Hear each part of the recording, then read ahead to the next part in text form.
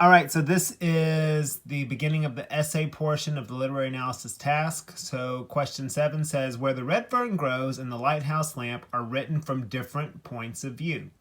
And I highlighted different because that lets you know that's a key phrase right there, key word. It says, write an essay analyzing the impact of point of view on events in the passage from Where the Red Fern Grows and the impact of point of view on events in the poem The Lighthouse Lamp. Use specific examples from both texts to support your answer. So we know obviously we're going to be using text-based evidence from both texts, and we need to come up with a thesis, our main idea of our essay, our big claim. So where the red fern grows and the lighthouse lamp are written from different points of view. They're letting you know right there, that's what they want you to say. They don't want you to compare and contrast because compare looks at similarities. They're not asking you to look at similarities. They're asking you to look at how they're different. So this is a contrasting essay in terms of how you're going to present your information. You're going to show how they're different. You don't have a need to show how they're similar. If you talk about how they're similar, maybe in a similar theme in passing, that's okay, but that's not the focus of your essay. Your essay needs to be about how they are different. And so what I did is I wrote a couple of kind of theses that you might have done. So this is a common one that a lot of us would do. A lot of you would take, because where do we get our thesis from? We get it from our prompt. So I looked at kind of how a lot of us write. And so a lot of us would probably start off with something like this. Both stories are written from different points of view, period.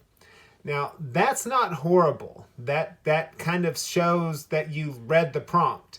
And you could make that thesis from the prompt without having even read the articles yet. So this is an okay one. All right, here's one that's a little bit better.